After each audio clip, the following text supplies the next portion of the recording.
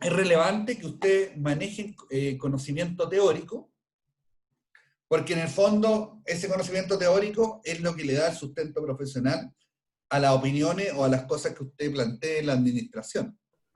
Por lo tanto, es una cosa importante, pero la experiencia también es muy relevante. Por algo la gente asciende, nadie llega o sale a la universidad y llega a un cargo de gerente o de jefe de edición o director de un servicio apenas sale a la universidad. Eso pasa con el tiempo. ¿Y por qué pasa con el tiempo? Porque en general la experiencia ayuda mucho al desarrollo y a la gestión profesional que tiene una persona. Entonces, mi idea es que ustedes conozcan esa experiencia, poder transmitírsela, porque siento que ustedes ganan tiempo con eso. Y mi idea de este curso es como que ustedes darle elementos para que eso que van a aprender trabajando lleguen con alguna ventaja respecto a otras personas o tengan cosas incorporadas ya de antes. Así que no pude traer a toda la gente, pero siento que la que llegó, en mi opinión, fue provechosa, ¿ya? Y les permitió a ustedes entender que en el Estado hay un desafío gigante por hacer en distintos ámbitos y que yo planteo que el administrador público en eso, yo digo que usted es un agente de cambio, pero no de revolución. No porque usted diga un lugar, los cambios van a suceder inmediatamente. Yo digo que el administrador público es un agente o un facilitador del cambio. Es una persona que tiene los elementos técnicos y la visión de Estado para hacer cambios. Pero los cambios llevan tiempo, no son inmediatos. Por ejemplo, esta misma materia que hemos visto de la evaluación del desempeño, mucha gente tiene el diagnóstico. No es que yo le estoy trayendo un diagnóstico que nadie tiene. La mayoría de la gente tiene un diagnóstico de lo que pasa dentro del Estado. Lo que pasa es que hacer el cambio es muy difícil. Entonces, ¿por qué es difícil? Hacer una pregunta así. Está el diagnóstico y está más o menos lo que quería hacerse. Bueno, es difícil porque hay varios grupos de interés dentro de lo que son las evaluaciones de desempeño. El primero, si usted hace cambios muy radicales, se va a enfrentar cierta resistencia de todas las personas. Acuérdense que hubo un minuto en que yo les dije que todos somos resistentes al cambio. Por más que me digan que no, todos somos resistentes al cambio. Eso es una ley humana. Por lo tanto, ya del hecho de plantear un cambio, va a haber resistencia a las personas. Si aparte las personas sienten que ese cambio les va a generar algún tipo de desmedro o problema, mayor va a ser esa resistencia al cambio. Entonces, lo más probable es que usted tenga problemas, usted enfrente problemas, desde los funcionarios hasta los sindicatos o las asociaciones gremiales que existen dentro de los respectivos servicios. Entonces, por eso los cambios a veces uno dice, bueno, ¿y por qué no lo cambian? Bueno, es que a veces cambiar las cosas no es tan fácil, o requiere un esfuerzo adicional. Y uno podría preguntarse entonces, ¿por qué no se hace ese esfuerzo adicional? Hay varias razones, yo creo. Yo creo que la característica de los nombramientos en los servicios públicos del famoso sistema de intervención pública, que tiene componentes positivos que duren 3 años, impide de cierta manera que el directivo público proyecte o haga cosas con un horizonte de mediano a largo plazo. ¿Por qué? Porque como fue nombrado por 3 años, la gente generalmente se orienta a hacer cambios en ese margen de tiempo.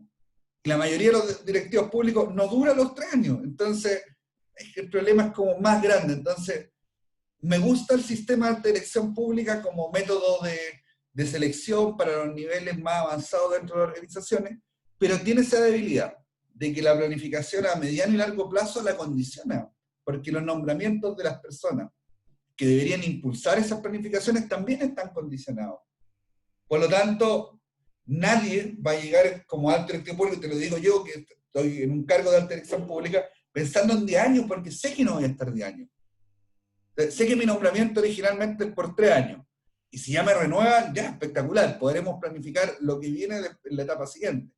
Pero en principio la gente tiene horizontes de 3 años y eso es bien lógico si es que el nombramiento que se le dio es de 3 años. Entonces, eso, respecto a que entendamos por qué existen estos problemas. Entonces, en evaluación del desempeño, voy a hacer un repaso muy breve porque siento que nos hemos detenido un poco acá, pero también sé que no he pasado. ¿Alguien quiere hablar o compartió el audio sin querer?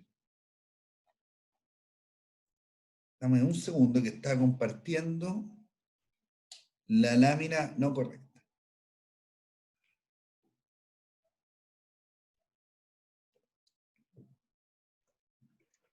Habíamos quedado como en la 94 por ahí.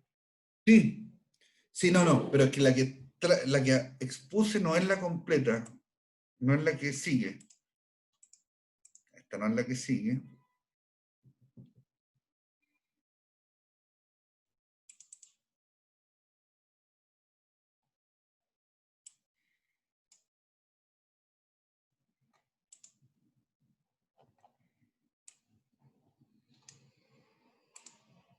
Denme un segundo.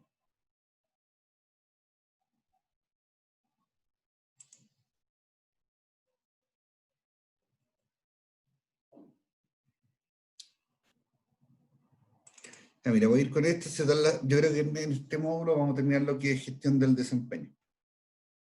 La vamos a compartir de nuevo. Perdona por el lapsus.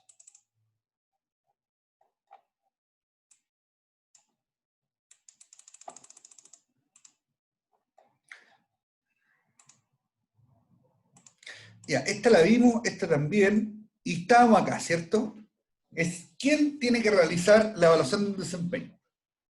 En la refrescada de memoria que les voy a dar, algunas cosas. Quedamos en que el sistema de gestión del desempeño es un sistema completo, que va desde las conversaciones que yo hago con la persona, cuando le pido correcciones. O sea, lo que le quiero decir es que el desempeño no ocurre cuando yo me siento contigo a evaluar tu desempeño. El desempeño ocurre siempre. Siempre las personas están trabajando y siempre están cumpliendo o no cumpliendo algún objetivo o metas del cargo en el cual ellos se están desarrollando. Por lo tanto, el desempeño existe siempre. Lo que pasa es que existe un instante formal en el cual la administración ha definido que ese desempeño se revisa y se hace una evaluación. Pero el desempeño ocurre siempre. Por lo tanto, nosotros podríamos gestionar el desempeño de una persona en cualquier momento. No solo cuando hacemos el proceso de evaluación de desempeño. Y cuando nosotros mencionamos eso, lo primero que dijimos que una cosa, pero relevante, especialmente relevante, dentro de lo que es la gestión del desempeño, es la comunicación.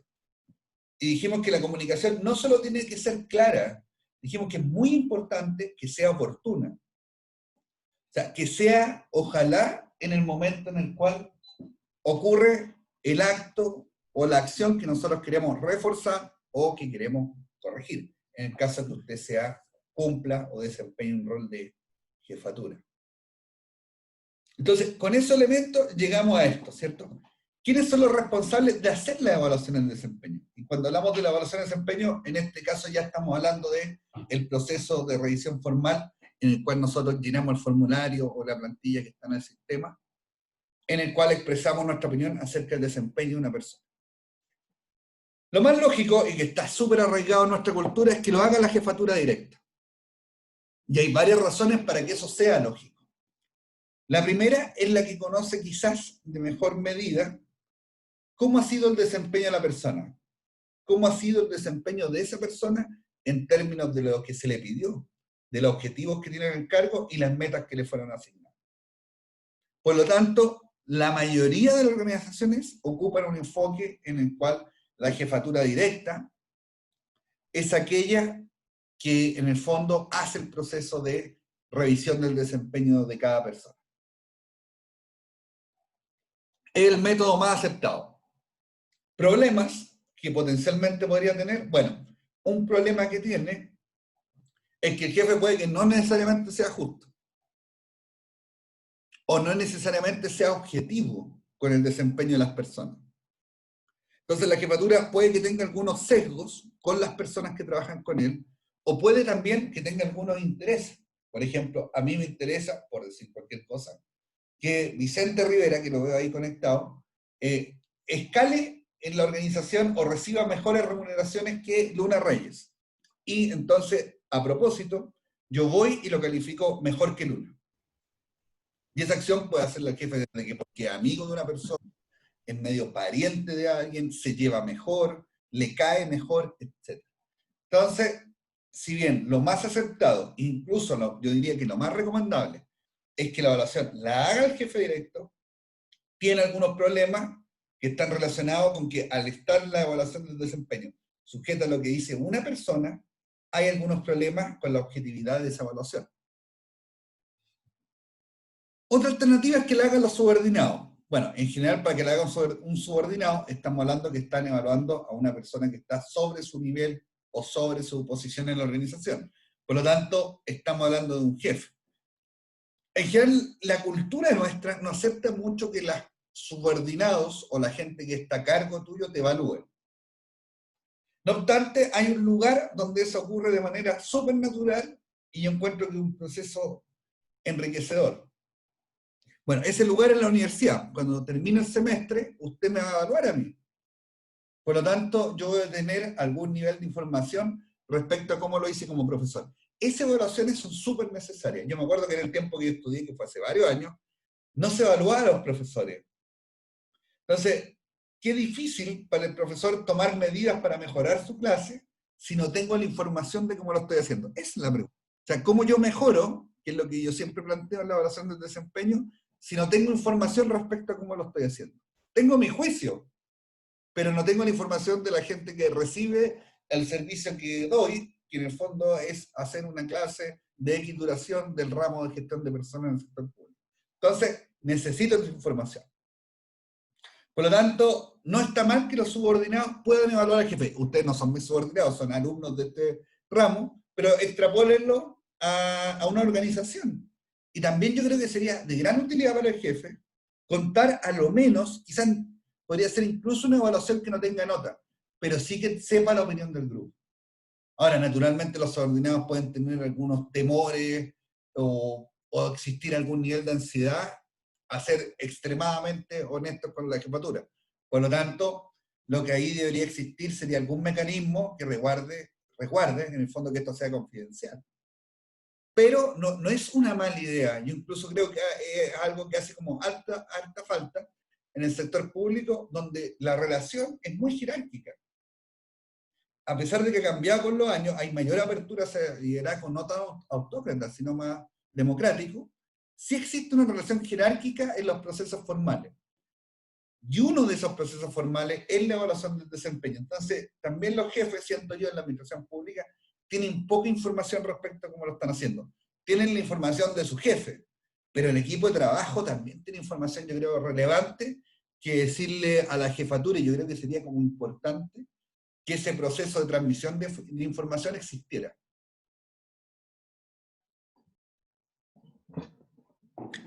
Bueno, otras son los colegas. Yo me acuerdo cuando, les voy a contar un poco mi historia, cuando tuve mi primer cargo de jefatura, yo tenía 27 años, creo, y estaba a cargo de 25 personas.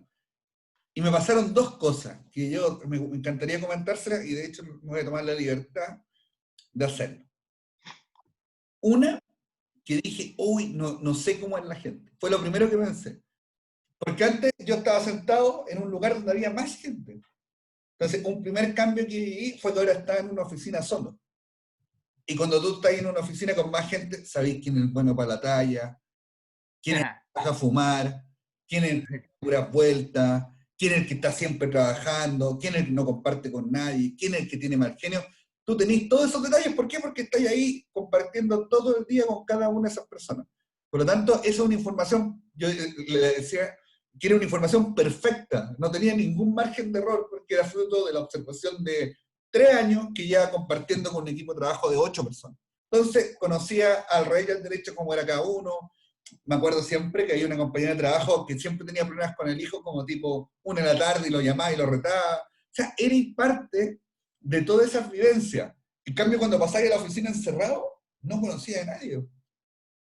Y fueron las primeras cosas que me llamaron la atención. O sea, podía ver productos, podía tener reuniones, pero disminuía mucho mi información respecto a cómo era realmente la persona. Solo podía ver como algunos resultados que yo pedía de su trabajo. Ese fue como el primer gran cambio que yo vi. Por eso que te evalúen los colegas, yo no encuentro una mala información. Es complicado que la información sea, que la evaluación del desempeño se haga solo sobre la base de colegas. Pero sí yo creo que es fuente de información valiosa para configurar o para darle retroalimentación a la persona que está siendo evaluada. Y el otro cambio, porque dije que eran dos cosas, que yo viví cuando asumí mi primera posición de jefatura, fue una cosa que me costó entender y que hace fracasar a mucha gente. Que es que cuando tú eres analista de algo, tú tienes la costumbre de hacer cosas, hacer planilla Excel, hacer informes, estar redactando algo, estar contestando correos, etc. Y la pega principal de una persona que ocupa un cargo directivo no es hacer cosas. Obviamente hace cosas, pero su pega no es hacer cosas. El trabajo principal de un directivo es hacer que ocurran las cosas. Y eso es lo que muchas veces las personas no entienden. ¿Por qué? Porque yo, siendo analista o profesional en un cargo, tengo una manera, en el fondo, de proceder en mi día laboral, que hacer un montón de actividades, ¿cierto? Mandar el informe, mandar el correo, etc. Y esa manera de ser me ha provocado un éxito en mi carrera profesional y ha hecho que me ascendieran. Entonces, ¿qué hacemos las personas? Replicamos las conductas que en el fondo nos reforzaron al darnos el ascenso. Lo que a lo mejor nadie le dice a esa persona es que ahora esas conductas que le premiaron tiene que abandonarlas y tiene que tomar otras conductas. Y eso es súper relevante. Es decir, usted lo hace muy bien por estas razones, pero todo eso que hace bien, deje de hacerlo. Tiene que hacer cosas distintas. Y las cosas distintas, cuando usted está en una posición directiva, que yo siento que ustedes en algún minuto pueden llegar ahí o van a llegar ahí, incluso quizá en algún porcentaje importante, diría yo, es que tiene que hacer que las cosas ocurran. Y para tú hacer que las cosas ocurran, no tienes que hacerlas, porque vas a perder mucho tiempo haciéndolas. Y te queda poco tiempo destinado a hacer que ocurran. Entonces, cambia no solo lo que haces, cambia la relación de los tiempos y el cómo las cosas se hacen, porque cuando tú las haces, tu nivel de certeza respecto al informe, por ejemplo, cuando está hecho por ti, es 100%. Cuando eres jefe y estás recibiendo informes, entonces tú no sabes cómo se construyeron los datos. Entonces también parte de tu trabajo es asegurarte que la información que llega sea la correcta, que sea una información veraz. Entonces esas son cosas que cambian cuando uno evoluciona profesionalmente y va asumiendo distintos desafíos. Por eso te decía que la evaluación por colegas, yo no soy partidario de que te evalúen tus pares, ¿eh? Yo no creo mucho en eso, pero sí identifico que una fuente de información valiosa o relevante. Yo soy un convencido de que la evaluación del desempeño en la administración pública nunca nos va a servir mucho, a lo mejor es una creencia, no es parte de la materia, pero yo creo que nunca nos va a servir mucho para echar gente, para ascender gente, para buscar sucesiones a puestos directivos, etc. Creo que hay demasiados incentivos para que eso no ocurra. Quizás si se cambiaran algunas reglas del juego, sería posible. Pero sí creo que si nosotros podemos mejorar el desempeño de una organización por medio de esto, que es otro enfoque, es otra manera de verlo. Y cuando yo reconozco que puedo mejorar el desempeño de la organización, que es algo importante, ¿eh? Porque una medida interna es decir, no, yo promuevo, despido gente y haciendo gente en base a la relación de desempeño que tenemos, que es súper buena.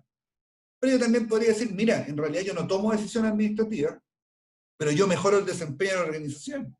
Por lo tanto, los servicios que entrega este servicio público son mejores a los que entregaba antes y hemos ocupado esta herramienta, que es la gestión del desempeño, para mejorar el desempeño organizacional. Y ese objetivo también es importante y también es valioso. Por lo tanto, que existan más fuentes de información es relevante para que la persona pueda hacer cambios en su desempeño. Por ejemplo, si todos ustedes escribieran, mira, me parece que el ramo del profesor Israel Castro, estoy diciendo cualquier cosa, es bueno, pero que la PowerPoint es horrible. Y todos ustedes me escribieran eso, yo lo más probable es que cambiaría el PowerPoint. Le haría un PowerPoint o más bonito, agregaría un bonito por acá, otros colores, etc. ¿Ya? Porque esa información, en el fondo, cuando yo la recibo, debería ser capaz de canalizarla y generar un cambio en aquello que ustedes me están diciendo con tanta claridad. Otro mecanismo de evaluar es que cada uno se autoevalúe. Y fíjate que lo que nos dice la literatura es que en general las personas son más duras consigo mismos que lo que son incluso tus mismos jefaturas. Por lo tanto, también es una buena fuente de información la autoevaluación. Yo trabajé en un servicio que había autoevaluación. y ayudaba un montón a la hora de calificar porque ya partías con algunos puntos de encuentro. O sea, ya no partir de que yo te entregué un papel o un formulario electrónico, lo que sea, y tú ves lo que opinas. No, ya al tiro se generaba un match en algunos puntos de la evaluación. Las personas son conscientes de su desempeño, por lo tanto saben en aquellas cosas que lo están haciendo bien y en aquellas cosas que lo están haciendo mal. ¿Cuál es el problema? Yo siempre digo, separemos, disculpen que sea reiterativo, separemos el objetivo de la evaluación de desempeño porque yo puedo buscar a través de este instrumento distintos objetivos. Ojo con eso. Yo puedo buscar solo medir, o sea, apuntar a lo estratégico, puedo apuntar a las decisiones administrativas, o puedo apuntar a lo que yo les decía, mejorar el desempeño en la organización. Entonces, hay que estar de acuerdo en lo que queremos. Porque fíjate que la autoevaluación es una herramienta súper valiosa. Pero, ¿qué pasa si mi objetivo como organización es tomar medidas administrativas? Yo, como medida administrativa, para ser bien gráfico, me refiero a ascensos, promociones, mejoras de sueldo, despido, traslado. Esos para mí son, cuando digo medidas administrativas, le estoy hablando de ese tipo de decisiones. Si yo la autoevaluación en algún minuto o en algún momento la amarro al sueldo, murió. Se acabó. Porque nadie va a querer ganar menos. Entonces la tendencia de las personas a autoevaluarse va a ser más positiva que real. Porque sabe que si es demasiado honesta, en algunas cosas que a lo mejor no lo hace bien, puede enfrentar una consecuencia negativa. Y eso nadie lo desea. Pero si está amarrada la autoevaluación a que quiero mejorar el desempeño y la persona sabe que no va a enfrentar sanciones por ser honesta, lo más probable es que sí tengamos otra fuente de información valiosa. ¿Qué les quiero decir? Porque veo que me queda poquito tiempo para este bloque. Que es súper relevante lo que nosotros queremos con los sistemas de evaluación de desempeño. La gente no hace muchas reflexiones respecto a ese pensamiento porque creen en el inconsciente que los sistemas de evaluación de desempeño son para hacer justicia. Y los sistemas de gestión de desempeño no son para hacer justicia. Son para aportar a la organización. Y pueden aportar en diferentes dimensiones según lo que nosotros creamos o queremos buscar con la herramienta. Y lo último, y cierro acá esta parte y les doy sus 10 minutos, son los clientes. Los clientes naturalmente son una fuente de información. Por ejemplo, cuando yo voy al registro civil, puedo expresar mi opinión de acuerdo a cómo me atendió la persona. Y esa opinión a mí me parece que es relevante que sea considerada en la gestión o en la evaluación del desempeño de ese funcionario que atiende público. Porque en el fondo esa es su finalidad, atender y atender bien a la gente. Por lo tanto, si hay opiniones de las personas respecto a cómo él lo hace, esa opinión naturalmente debería estar considerada en el proceso de evaluación de desempeño. Todos estos responsables del desempeño son fuentes de información, y son fuentes de información relevantes. Por lo tanto, yo siento que no habría que descuidarla, más allá que eso sea o no considerado en la nota final. Igual son fuentes de información que uno debería a lo menos tener a la vista. Esa es mi impresión. ¿Alguna pregunta, estimados? No. Eso me quedaron dos dudas de la clase pasada y creo que de la antepasada, si no mal no recuerdo. Bueno. En las aplicaciones del sistema de gestión del desempeño se habla de la planeación de recursos humanos, reclutamiento y selección, pero no me quedó claro la planeación y desarrollo de carrera. Ya, la planeación es... ¿Me quieres hacer las dos preguntas al tiro o quieres ir con una a la vez?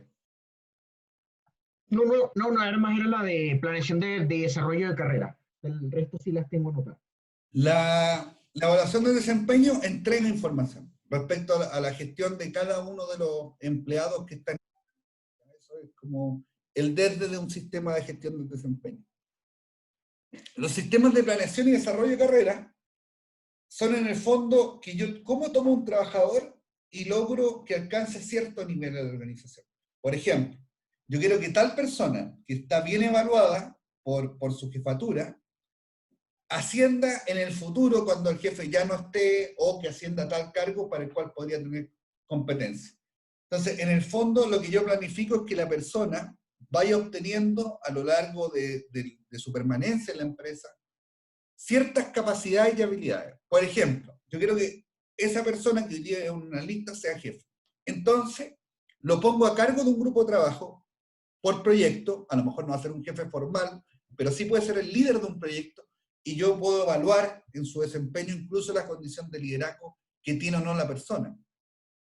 Entonces, esa información que me da la evaluación de desempeño de potencialmente identificar a aquellas personas que tienen un desempeño destacado en la organización, yo la puedo tomar y decir, mira, en realidad las personas las cuales podríamos hacer un proceso de planificación y desarrollo de carrera de esta organización son estas, que son las que tenemos identificadas como lo que hacen, tienen buen desempeño. Es más, incluso si quisiéramos ir más lejos, yo podría modificarle o considerar nuevos factores en su proceso de evaluación de desempeño, cosa que lo vayamos, nosotros hagamos que la persona vaya progresando en el tiempo durante su permanencia en la organización. Eso es, no sé si contesto su pregunta. ¿Quedó? Sí, perfecto. Me ¿Ya? quedó súper claro. Muy bien. ¿Alguien más? ¿Alguna consulta, estimados? Bueno, pausa por 7, 8 minutos, ya que yo me atrasé un poquito en partir la clase y quiero terminar hoy día la evaluación de desempeño. Nos vemos a las 3:05, ¿ya? Nos vemos. Perfecto. Volvimos con los métodos, ¿cierto? Bueno, una cosa es la responsabilidad de la evaluación. Ya ahí vimos que había diferentes actores que podrían realizar el proceso de revisión del desempeño o de evaluación del desempeño. Pero también hay métodos. Existen maneras distintas de evaluar el desempeño de la persona. En el módulo anterior yo le decía que hay muchas fuentes de información que son valiosas para gestionar el desempeño. Y un método pone en la palestra toda la fuente de información, que se llama evaluación en 360 grados.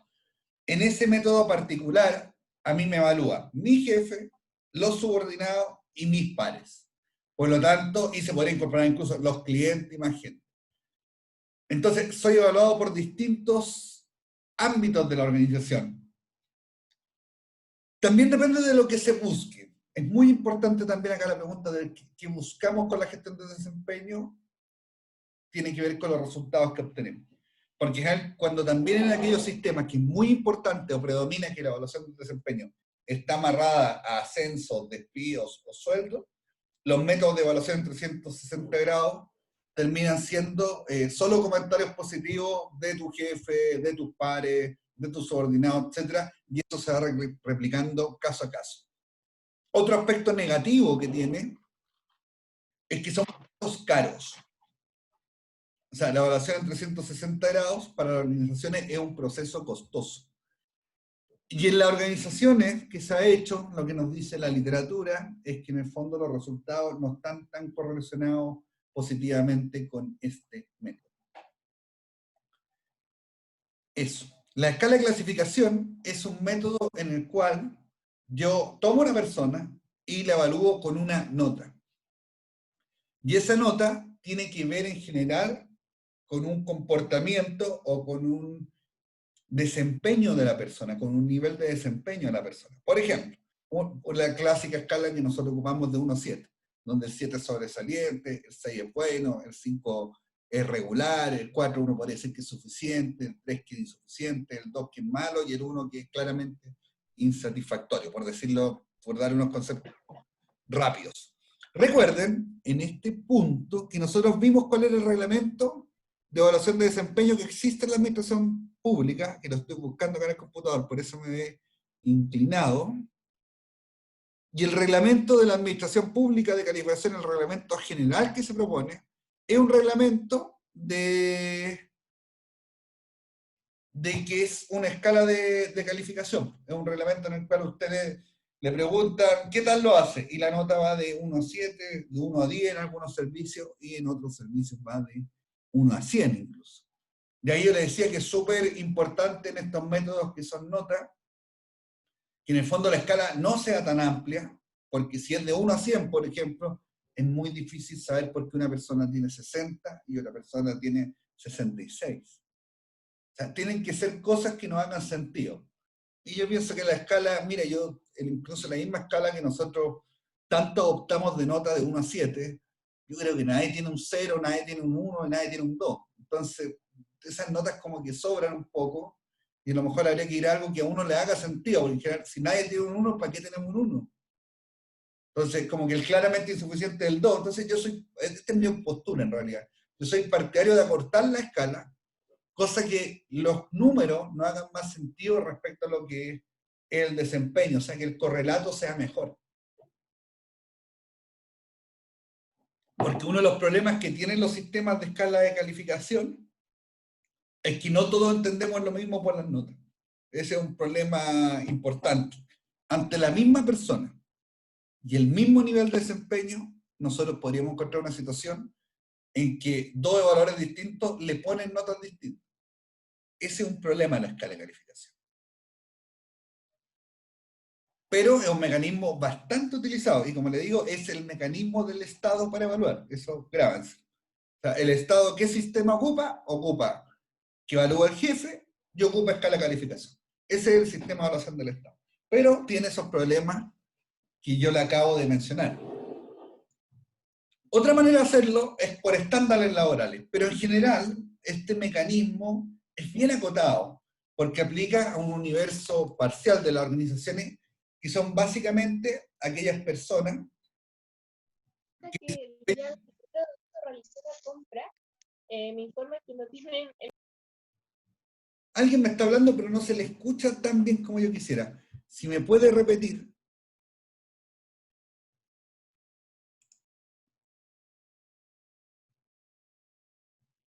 Alguien estaba ahí. Si quiere me puede escribir, no sé quién estaba hablando porque se cortó. Me puede escribir la pregunta en el chat y también se la voy a contestar, si quiere. Profe, parece que se le prendió el micrófono. Ah, ya. Bueno, si tenía alguna pregunta, la persona que haya sido, me la pone en el chat, si no, seguimos adelante. Entonces, el sistema del Estado es jefe y escala de calificación. Estamos en estándares laborales. Los estándares laborales son, por ejemplo, definir las evaluaciones en función de si la persona es capaz de producir a un determinado nivel. Voy a poner un ejemplo. Supongamos que usted es parte de una máquina donde se ensamblan automóviles. Entonces, a lo mejor, su evaluación va a ir en directa relación a cuántos automóviles se pudo ensamblar. O si usted, por ejemplo, es, no sé, por decir cualquier cosa, pinta casas, es cuántas casas puede pintar. Si en el fondo tramita documentos en un servicio público, es cuántos documentos es capaz de tramitar en un determinado periodo de tiempo. Entonces, O sea, profe, ¿eso es eficaz? claro, sería como, mira, más que eficaz yo diría que eficiente, ¿eh? Porque acuérdate que la eficacia también tiene que ir un poquito con lo que uno logra, pero la eficiencia tiene que ver con cuánto rápido lo hacemos y cuánto el costo, y cómo reducimos ese costo. Pues yo podría hacerlo dentro del estándar, pero podría hacerlo caro, por ejemplo, y no sería eficaz. Yo diría que es más eficiente, pero está bien su observación, es correcta. Apunta a eso. Entonces, apunta a que yo sea capaz de producir un determinado Q de cosas en un determinado periodo de tiempo, y eso es lo que se evalúa. Es súper objetivo. Te diría que el sistema más objetivo que existe, pero aplica solo a un determinado nivel de la organización. Porque cuéntenme ustedes cómo ustedes le aplicarían un estándar laboral a un cargo directivo. No es tan simple.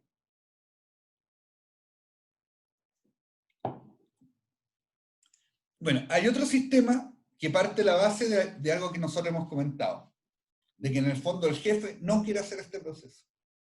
Por lo tanto, no digo que todos, pero la gran mayoría, por lo tanto, tiene un incentivo a no revelarnos cuál es el verdadero desempeño de las personas que trabajan con él. Por lo tanto, algunos teóricos, o la literatura, como me gusta decir a mí, definió este sistema en el cual a mí se me obliga a clasificar a la gente desde, supongamos que tengo a cargo 20 personas, desde el número 1 al número 20. Acuérdense, y disculpen que sea majadero, que yo les digo que los sistemas de gestión de desempeño tienen un propósito. Naturalmente, un sistema de clasificación tiene como propósito, no la gestión del desempeño, tiene como propósito poder tomar medidas administrativas respecto al desempeño. Porque al tener a alguien el número 1, A lo mejor todos lo hacen mal, no lo sé, pero al tener a alguien en el número 1 significa que va a tener un premio respecto a los que, potencialmente, respecto a la gente que está bajo él. Y los que están al final, a lo mejor son personas que van a abandonar o que se les va a dar un tiempo para que mejoren su desempeño en la organización. Por lo tanto, el sistema de calificación está enfocado en medidas administrativas y lo que busca es revelar con exactitud cuál es el verdadero nivel de desempeño de las personas, Ignacio. O sea, clasificación se ordena por notas, que eso no me quedó claro. No por nota. No es por nota, porque no se ponen notas. Se podrían poner notas. Lo importante es que al final yo diga quién es el primero, quién es el segundo, quién es el tercero. Eso es lo importante. Más allá si está hecho con frases, con nota o con el mecanismo que sea, lo que realmente busca este sistema es que existe el número 1, existe el número 2, existe el número 3 y existe el número último. O sea, como una tabla de liga de fútbol. Así es, pero sin posiciones iguales. Están todos de 1 a 50, por decirte algo. Profe, ¿y hay algún servicio que exista acá en Chile que aplique ese sistema de calificación? Nadie lo hace. No, súper complicado. Súper complicado. Porque eso para el clip, mira, por eso les digo yo que es súper importante hacer la pregunta que nadie hace. ¿Para qué queremos un sistema de gestión de desempeño? Si es una pregunta tan obvia, pero hay tantas cosas en que uno hace en la vida, me incluyo miles, que uno dice, oye, ¿para qué la hago? De repente uno dice, oye, en realidad esto no tiene ningún sentido. Acá es lo mismo, porque si tú llegas a hacer esto, obvio que el clima laboral va a mejorar, porque es un sistema que propicia la competencia individual de las personas. La mayoría de los trabajos, pero que los equipos se integren y logren objetivos de equipos de trabajo. A nosotros nos interesa mucho la administración pública por el tipo de trabajo que es, que la gente no compita, sino que la gente aprende a integrarse. Si a lo mejor en la administración pública se tratara de vender seguro, a lo mejor nos interesaría mucho que la gente compita y de no formar tanto equipo de trabajo. Porque lo relevante es que la compañía venda más seguro. Por lo tanto, si todas las personas compiten, vamos a vender más seguros, porque hay una competencia entre cada uno y cada uno está tratando de incrementar su nivel de venta para ser clasificado de mejor manera. Pero si la naturaleza de nuestro trabajo son servicios, como lo que se hace tradicionalmente en el Estado, lo más probable, y yo diría cuando digo lo más probable es que sea un 100%, lo que nosotros persigamos sea que los equipos de trabajo funcionen de mejor manera y eso se traduzca en un mejor servicio. Entonces, ojo, el sistema que siempre digo, puede ser útil, pero depende para qué. Entonces, naturalmente, clasificar a la gente puede ser un súper buen sistema para despedir gente, o para promover gente, o para subirle de sueldo a alguien, o para bajarle de sueldo a otra persona. Pero no un buen sistema para generar equipo de trabajo, eso es como más o menos obvio. Porque aumenta la competencia individual. Eso. La distribución obligatoria es súper parecida al de clasificación, pero en el fondo funciona con porcentaje. Y los porcentajes como con los que funcionan son estos. Usted, señorita Camila Melia, solo puede calificar con nota de, por decirle algo, de 6 a 7 al 20% de la gente que trabaja con usted. Puede calificar con el 70% de nota entre 4 y 6 al 70% de las personas. Y el 10% restante lo puede calificar con nota insuficiente. En el fondo, no lo ranquea en lugares, pero sí asocia a la gente a grupos. Es menos competitivo y invasivo que el otro sistema, pero también genera la misma lógica de competencia individual. Y ese es un poco el problema que tiene. ¿Y no sería como poner en aprietos igual al directivo, así como obligarlo a que claro, divida el grupo? O sea, hay una cosa que te agradezco la pregunta. Hay una cosa que nosotros hemos comentado en el curso, que es que el directivo tiene incentivos para no decirnos la verdad. Y por eso, si uno ve la teoría, existen mecanismos de gestión de desempeño para obligarlo a que lo haga. Por esa misma dicotomía que hemos comentado en clase. Entonces, eso pasa. Entonces usted me dice, ¿este sistema busca obligar al directivo? Y la respuesta es sí, busca obligar al directivo. Pero al final O el sea, que manda al directivo es el sistema mismo hacerlo, pues no es por cosa propia. Claro, claro, en el fondo el sistema no te va a aceptar que tú me traigáis todas las notas, todas las personas con la misma nota, o toda la gente con puros 7. Lo que el sistema te dice, mira, estos son los porcentajes. 20% excelente, 70% en la media, y 10% mal. Acuérdense que en estadística, que ustedes ya dieron, existe la famosa distribución normal o la campana de Gauss. En el fondo casi todas las cosas en la vida se distribuyen de esa manera. En una cola está la excelencia, en el medio está lo normal, o lo promedio, y en la última cola está lo malo o lo deficiente. Y esa campana de Gauss funciona en demasiadas cosas, y lo que trata de decirnos en el fondo el sistema de distribución obligatoria es, mira, el desempeño también es una campana de Gauss, por lo tanto lo que yo te exijo a ti como directivo es que a la hora de valorar el desempeño hagas esa campana de Gauss. Eso es en el fondo. Y tenemos sistemas de resultados que es bien parecido un poco a lo que son los estándares laborales, en que las personas obtienen su evaluación en base a si alcanzan o no un determinado resultado. Por ejemplo, si en el de estándares laborales comparamos estándares de producción, acá sería como obtener, por ejemplo, 800 unidades producidas. O que, por ejemplo, si usted prepara alumnos para rendir la PSU, tengan todos como cierto nivel de puntaje. Si usted paga remuneraciones, sea con tal nivel de oportunidad y con esta tasa de falla, etcétera. Hay miles de resultados que uno podría evaluar. También hay sistemas de resultados que aplican a los cargos directivos. Yo podría decir que a un gran directivo de un área de marketing es que la participación de mercado de esta compañía crezca a lo menos un 5% año a año. Y es un sistema de resultados. Los sistemas de resultados, como la palabra lo dice, miden un resultado. Por lo tanto, una deficiencia potencial que podrían tener es que no miden todo el aspecto de gestión de una persona. Miden un resultado. También se podría medir un conjunto de resultados, pero seguiría existiendo esto en el fondo, que no se mide la completitud de la gestión de una persona.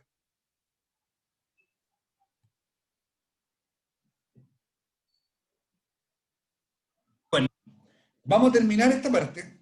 Nos quedan 20 minutos, ¿ya? Vamos a decir los problemas y vamos a decir cómo se hace bien. Y cómo se hace bien no es un método exacto para hacerlo bien, sino todo el mundo lo haría bien. Es como las cosas mínimas que queremos tener para nosotros decir, mira, en realidad la gestión del desempeño que se hace acá está bien hecha. Les cuento una anécdota que me pasó acá la semana pasada. Todos los años está en el reglamento general de calificaciones de la administración pública. El reglamento exige que se capacite a los evaluadores cada año en el instrumento que aplica cada organismo o entidad pública. Yo acá no soy el jefe de recursos humanos, soy el jefe de la división de administración y finanzas. Y de ahí dependen 4 áreas: informática, finanzas, recursos humanos y administración. Entonces, yo no estoy cercano al proceso de evaluación de desempeño porque no lo administro directamente, sino que lo administra el jefe de recursos humanos y yo lo veo un poco como más a la distancia. Pero igual me gusta saber, entonces me conecté a la capacitación. Hay una capacitación interna y otra que era para la gente en regiones, y me quise conectar a las dos, para ver en el fondo qué estaban haciendo. Bueno, y me encontré con hartas cosas como bien, llamarle divertidas, pongámosle la palabra anecdótica. Una fue que una jefatura del área de gestión de personas se desconectó durante la capacitación. Por ejemplo, supongamos que somos 3 personas, Cristian Órdenes, Francisca y Camila Melía. ¿Ya? Y Cristian Órdenes es el jefe de recursos humanos, Francisca es la encargada del área donde se ven las calificaciones, y Camila es la que está hablando. Entonces, se puso a hablar Camila y uno de los dos se desconectó. Y yo lo llamé por el teléfono. Aparte no me gustó la capacitación, le hicimos hartos cambios y después salió mucho mejor cuando hicimos la de regiones. Lo llamé por teléfono, apenas se desconectó. Y le dije, oye, ¿por qué te desconectaste? Y me dijo, no, es que tengo una reunión en otra parte. Le digo, ya, pero si tú juntáis un grupo de personas a una capacitación, aunque sea gestión de desempeño, aunque te parezca que una lata, aunque tú pienses que el proceso no sirve para nada, pero hay un colega tuyo que está hablando. Y cuando tú te desconectáis, que eres parte de la cadena de mando de la persona, le estáis quitando importancia a su trabajo, no lo veías así tú. Yo sigo conectado, pero yo al ver que te desconectaste tú, yo también podría conectarme, pues si ya no es tan importante.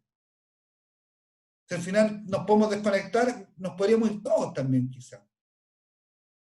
Entonces me dice, no, pero es que no es así. No, pues le digo yo, sí es así. Y la gente ve esas cosas. Ve que tú que eres su jefe te estás desconectando.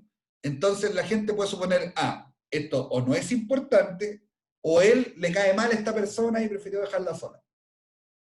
Yo que soy el jefe de toda como la estructura de administrativa del servicio, podría decir, bueno, no estamos desconectados, yo también me voy. Si se fue una persona, en el fondo, de un nivel jerárquico menor a mí, yo también soy libre de desconectarme.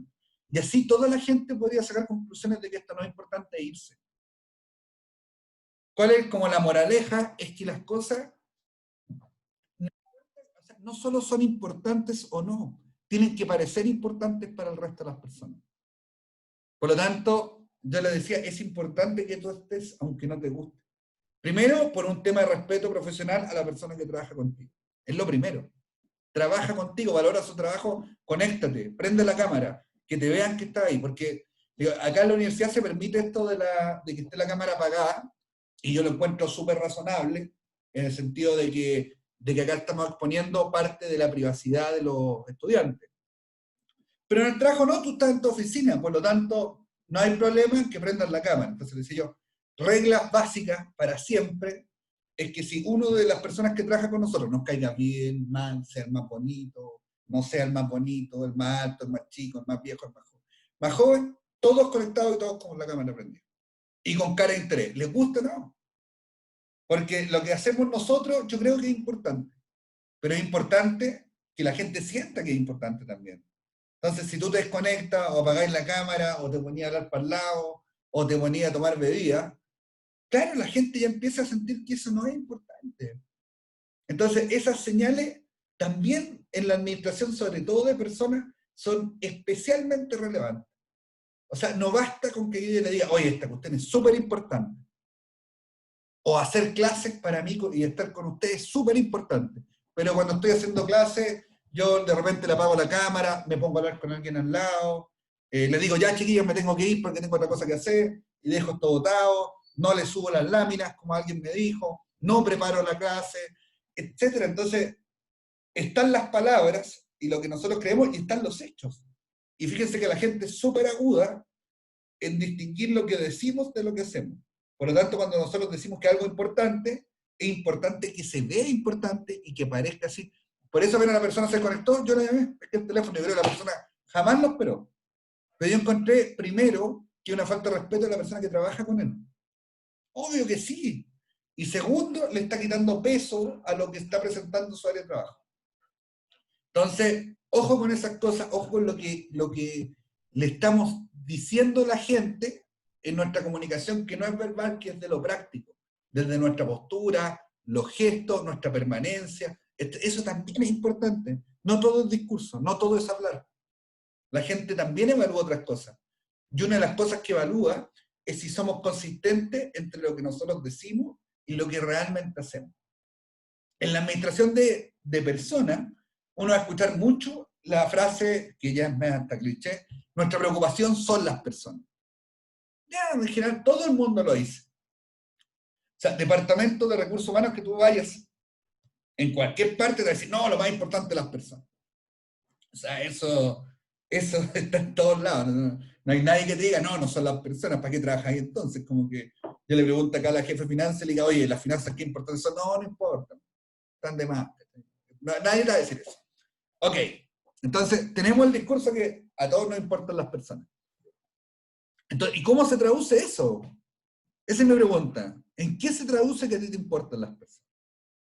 ¿Te preocupas de ellas? ¿Hablas con los funcionarios? Si alguien llama por teléfono, le contestan. Si alguien viene al departamento, cosas simples, ¿eh? Si alguien viene al departamento, hace una pregunta, es bien recibido, hay un protocolo para recibir a la gente, hay un correo para atender consultas. Cuando se hacen capacitaciones o cosas que son del servicio, ustedes están presentes, si pueden ir a regiones, viajan, Bueno, ahí uno se juega la credibilidad de lo que hace, de su trabajo. Entonces, esos son elementos que son importantes a la hora de considerar, no solo en el proceso de evaluación de desempeño, sino que en cualquier proceso de recursos humanos, ¿cierto? Tiene que haber credibilidad de la gente que lidera esos procesos. Si no, mejor no hacerlo. ¿Ya? Bueno, problemas de la evaluación del desempeño. Me fui un poco para otro lado, pero encontraba que era atingente hacer el comentario. Y bueno, lo vimos, ¿cierto? La falta de objetividad, porque, bueno, el jefe puede tener algunos incentivos para no ser absolutamente objetivo. Muchas veces los procesos de gestión, de revisión del desempeño, que llevan nota, por ejemplo, determinan algunas consecuencias, como yo les decía, administrativas, que pueden ser despidos, ascensos, etc. Y a mí el jefe me interesa a lo mejor que alguna persona ascienda sin que lo merezca, pero me interesa quizás por algo incluso personal. Y manipulo de cierta manera la revisión del desempeño. Ese es mucho ejemplo, ¿eh? Déjame ver si más adelante explico eso, ¿no? Claro, por ejemplo, también existe un efecto que se llama el efecto halo, en el cual yo, por ejemplo, valoro mucho que la gente, diciendo cualquier cosa, ¿eh?, sea ordenada o tenga buena presentación. Entonces, le doy un peso mayor a ese elemento porque a mí me gusta dentro de la calificación. Y a lo mejor extrapolo, las personas tendemos a hacer eso.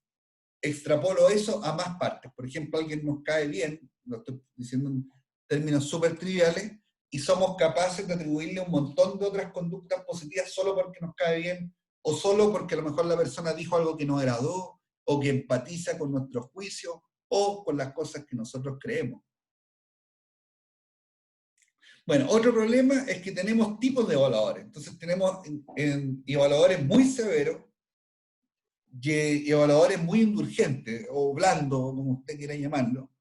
Entonces, acá va a ser el clásico ejemplo, que una persona X puede ser evaluada con distintas notas o de distintas formas según el evaluador, haciendo las mismas cosas en el mismo periodo. Entonces, naturalmente, los procesos de gestión del desempeño tienen que hacerse cargo del tema de que los evaluadores no enfrentan o no tienen el mismo criterio respecto al desempeño de las personas.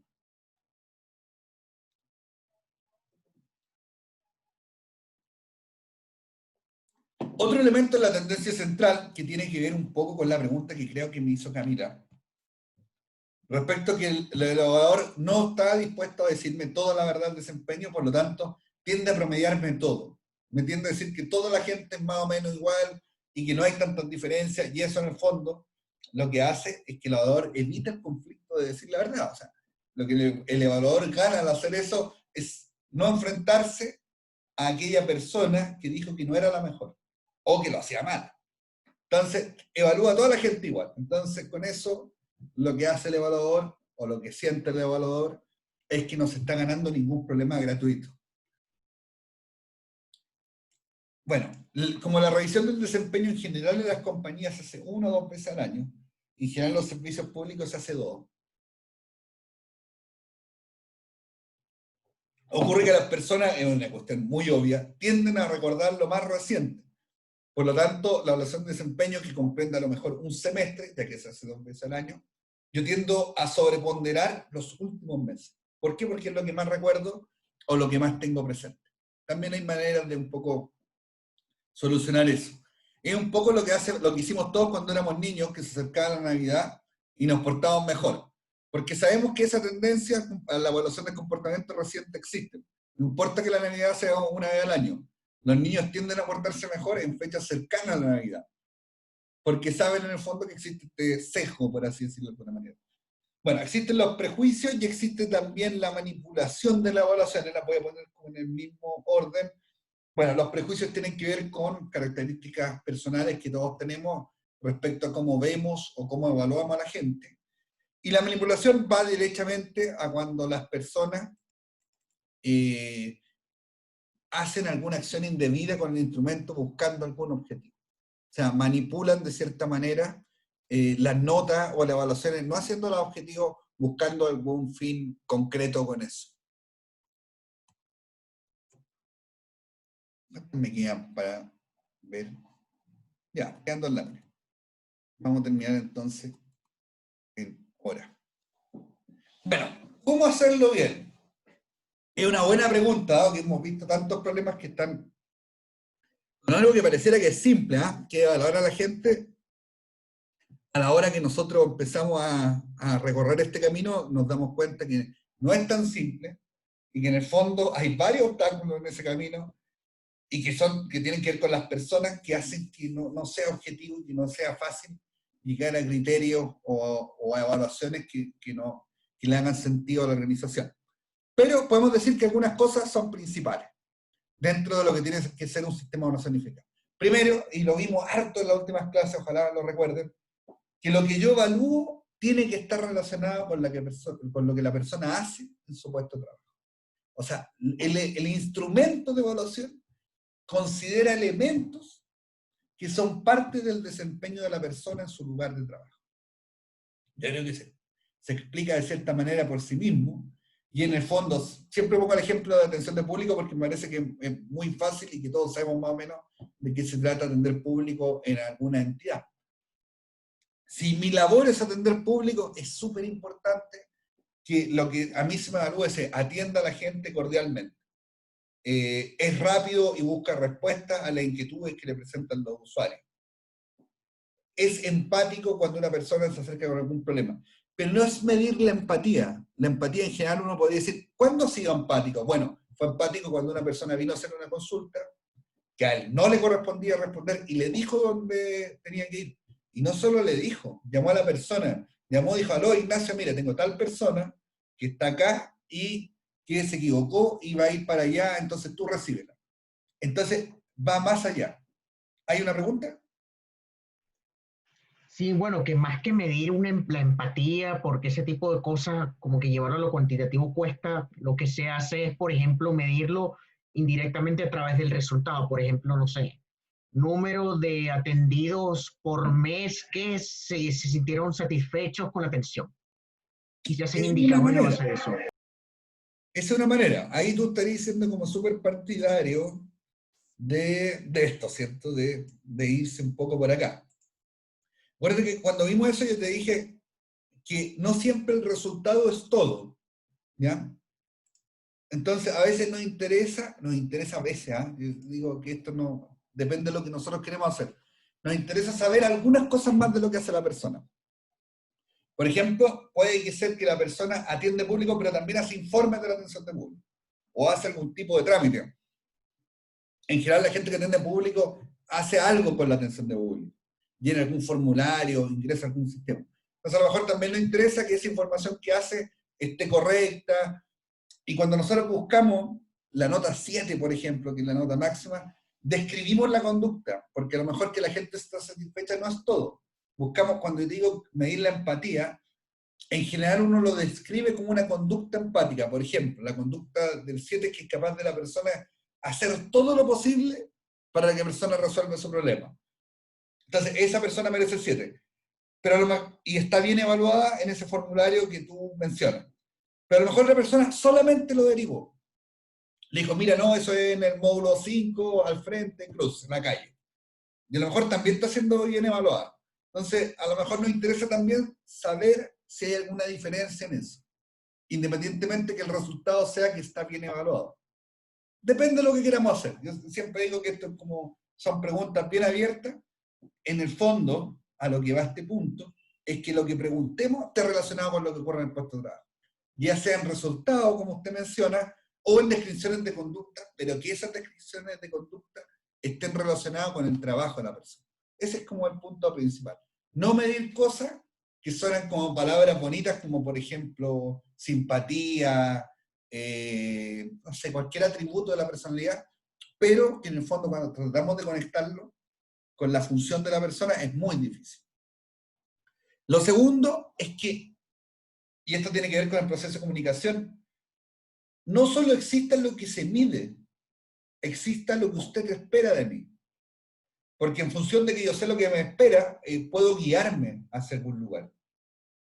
Supongamos cuando yo le ponía el ejemplo de que cuando yo partí siendo profesor hace varios años en la universidad, no recuerdo bien si ya el sistema de que a uno le evaluaban, o ha mejorado mucho el sistema. Entonces, naturalmente, yo tengo más conocimiento de las expectativas que usted tiene de mí y trato de satisfacerlas de mejor manera. Eso le pasa a cualquier persona. En la medida que yo sé lo que se espera de mí, trato de cumplir con eso. Si, por ejemplo, yo vendo zapatos, por decir algo, y vendo 50 zapatos al mes, a lo mejor yo puedo pensar que lo estoy haciendo súper bien. Y supongamos que la persona que es dueña de la tienda nunca me ha dicho qué espera de mí. Digo, no, lo hago súper bien, vendo 50 zapatos al mes. Me dice, oye, no, yo encuentro que lo haces súper mal porque yo espero que tú vendas 100 zapatos. Y pasaba que la persona cuando lograba vender el zapato se relajaba. Pues decía, oye, en realidad lo estoy haciendo súper bien, ya llegué a los 50 zapatos que vendo todos los meses. Pero si sabe que se espera que venda 100 zapatos, ya no se queda tranquilo cuando vendió 50. Lo más probable es que busque vender hasta llegar al número 100. Es un ejemplo como a lo mejor muy básico, caricaturesco, pero en el fondo es una expectativa de desempeño. Es comunicarle a la persona lo que queremos que haga y hasta dónde queremos que llegue. Otra cosa de un sistema de evaluación eficaz es que sea estándar. O sea, que los resultados en un grupo o en un conjunto de puestos de trabajo sean comparables. Voy a poner un ejemplo. Que yo pregunte al área de gestión de personas y les diga, oiga, cuénteme todas las secretarias cómo están evaluadas y que esas evaluaciones sean comparables. No están medidas con distintos parámetros, sino que están medidas con los mismos factores, con las mismas ponderaciones y en el mismo idioma. Un cuarto elemento es que los evaluadores estén capacitados. Y en el fondo, el evaluador, o sea, las personas, por sí mismo, yo siempre siento que la formación para ser jefe es como bien mala, la que da la universidad y la que da el sistema educativo en general. Acuérdense que incluso en algún minuto, creo que les comenté que la gente no está preparada para hablar en público, siendo que todo el mundo le va a exigir que hable en público en general. Bueno, con esto pasa un poco lo mismo. La gente, no hay mucha formación directiva, y la que existe, y esto está demostrado en la literatura, no asegura que la persona tampoco lo haga bien. Por lo tanto, un deber de la organización es que la gente que aplica los instrumentos los conozca bien. Y sepan que estas diferencias que yo siempre digo, que lo que es un 6 para ti es distinto a lo que significa para mí, por lo menos tratemos de llevarlo a algún nivel de consenso. Bueno, la comunicación abierta y continua, creo que se lo he dicho, pero hasta el cansancio, diría yo, no andaría más en eso. Que existan revisiones de desempeño, o sea, que existan instancias formales de revisión del desempeño, que sean en fechas determinadas, conocidas por todos, y en el fondo que haya claridad y certeza respecto a cuando eso se produce. Y lo último es que hay un proceso que es adecuado. Fíjate que el proceso de la administración pública, yo lo considero que es bien adecuado, ¿eh? Tiene hartas instancias que uno podría llamar que hacen que sea equitativo. O sea, la persona puede recurrir al dirigente que está sentado en la mesa donde se ponen las calificaciones, si no puede reclamar al jefe de servicio, si no puede ir a la Contraloría, etc. Entonces es un proceso como bien completo, y en el fondo, cuando se habla de proceso adecuado, lo que estamos diciendo es que el proceso tenga distintas instancias que permitan asegurar que las notas son justas y que los funcionarios también tienen derecho a expresar si están de acuerdo o no con esas evaluaciones.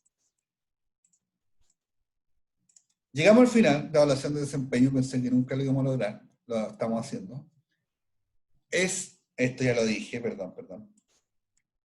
No, ese es el fin. No. Bueno, y lo último es que hay un proceso, ¿cierto?, que genera bastante ansiedad a las personas, que es cuando se hace la revisión del desempeño, y es cuando el jefe se va a sentar con la persona que evalúa a discutir el desempeño. Entonces, algunas cosas bien básicas que hacen que esto funcione mejor. Primero, que la entrevista se programe, ¿cierto? Sea programada con anterioridad, porque la persona que va a ser evaluada a lo mejor quiere recabar o quiere tener a su mano cierta información respecto a cómo lo he hecho durante el periodo. Por ejemplo, yo podría ser un trabajador súper ordenado y haber anotado en este semestre todos los éxitos que tuve en mi gestión, y me gustaría que me diera la posibilidad, a lo menos, de poder prepararme para la entrevista. Si yo te llamo por teléfono ahora y digo, oiga, venga a mi oficina que le voy a evaluar el desempeño, le estoy quitando peso. Estoy improvisando, estoy haciendo que sea como un poco al lote. Es como lo que yo te explicaba cuando la persona que era se desconectó. Como que las cosas tienen que tener su importancia, y para que tengan su importancia, programémoslo. que no sea algo que estamos haciendo como al lote, por decirlo de cierta manera, o que estamos improvisando. Segundo, en el mismo orden de no improvisar, bueno, primero hay que tener una estructura de la entrevista. La estructura como más recomendada es que lo primero es discutir el desempeño, ¿cierto? Mire, yo creo que usted lo ha hecho de tal manera, porque bla, bla, bla, y yo creo que ha tenido grandes aciertos en bla, bla, bla, y se ha equivocado en tales cosas. ¿Ya? Las personas que son evaluadas en general piensan, y esto está como bien descrito en algunos textos, que el proceso de evaluación de desempeño un momento le van a decir en qué falló. Bueno, eso es un error, ¿ya? Y si el jefe lo enfoca de esa manera, es fatal. Por lo tanto, cuando nosotros hablamos de la estructura de la entrevista, hablamos que existen momentos en el cual a la persona se le refuerza lo que está haciendo bien y se le dice lo que se espera que mejore. Entonces tiene que ser parte de la estructura de entrevista que la evaluación del desempeño sea completa, no sea algo negativo. Lo tercero, bueno, el uso de lógica y críticas, que apunta un poco a lo mismo que le mencionaba, de que exista lo bueno y lo malo, existe el blanco y el negro, y que naturalmente hay que usar los elogios, hay que usar las críticas. Yo soy un fiel creyente de la comunicación honesta y directa. Hay que usarlo en la medida justa, nunca hay que ser hiriente con alguien, ni ir más allá de lo que el cargo realmente te permita abordar. Por ejemplo, cuando tú haces una crítica a una persona, jamás critica a la persona, tú criticas el resultado de su trabajo. Entonces no le dice a la persona, oye, encuentro que tú eres un ineficiente. No, eso está mal, ¿no? La manera correcta de decir es que el resultado de X trabajo no es el esperado de acuerdo a los estándares que nosotros tenemos de resultado. Esa es la manera de decirlo. No sé si me salió bien, pero lo que le quiero decir, la evaluación o la gestión del desempeño o la labor de un jefe no es atacar o evaluar personalmente a otro ser humano que un trabajador de la organización en la cual también está, sino que tu labor es conducir su trabajo y evaluar los resultados de ese trabajo de manera apropiada. Por lo tanto, lo que se evalúa o lo que se lidera es el trabajo y no es algo personal. ¿Ya? Eso hay que ser como bien categórico y claro en decirlo. La cuarta componente es que los empleados tienen algo relevante que decir en este sistema, y es que, como yo le decía, pueden llevar una bitácora, ¿cierto? De cómo ellos piensan que lo han hecho, de cuáles han sido sus resultados, etc. Entonces también es relevante que la persona también tome en serio el proceso y haga sus observaciones, si el sistema se lo permite hacerlo, y sea parte de esa entrevista de desempeño que está proponiendo la jefatura con él, y también aporte antecedentes que pueden ser valiosos. O sea, tiene que ver que el empleado también se exprese de su punto de vista. Lógico, tiene que hacerlo. El jefe no es el dueño de la verdad, así como en este curso, tampoco soy el dueño de la verdad. Usted me puede decir cosas que yo puedo corregir, o puede estar en desacuerdo con algo que yo digo, y puede que tenga razón, tanto como puede que la tenga yo. Entonces, la función del empleado también es cumplir ese rol y decir si piensa que el jefe está equivocado.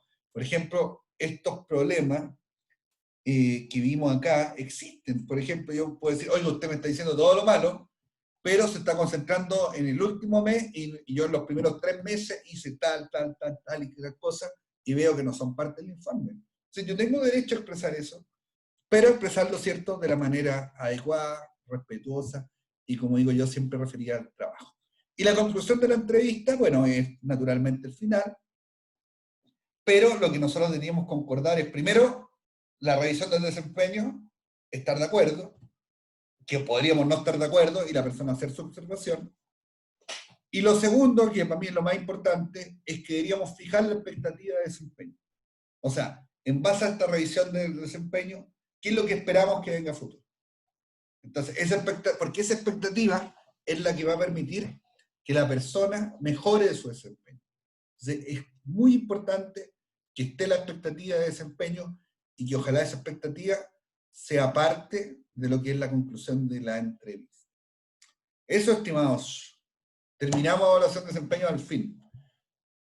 ¿Alguna pregunta?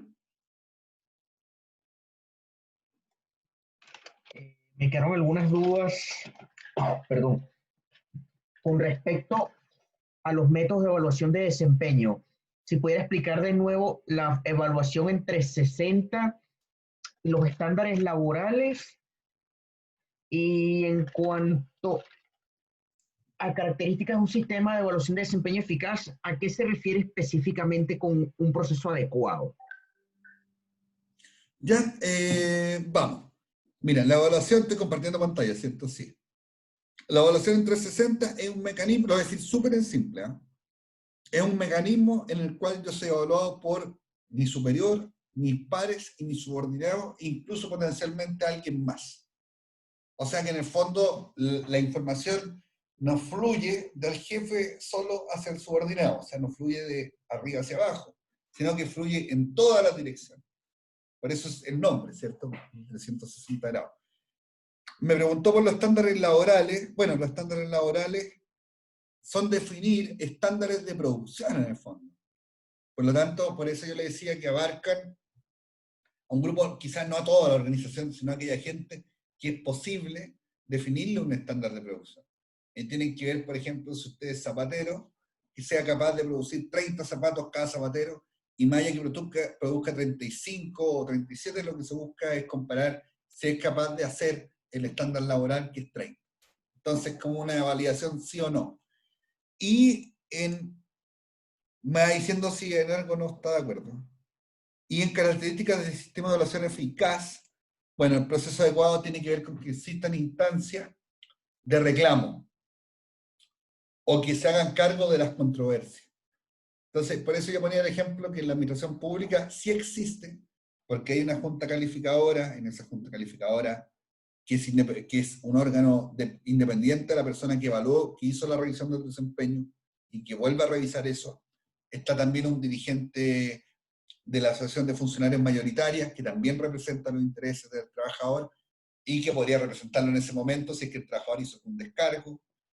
Si aún así el funcionario no estuviera conforme con eso, puede ir al jefe de servicio, y si aún no estuviera conforme con eso, puede ir a la Contraloría.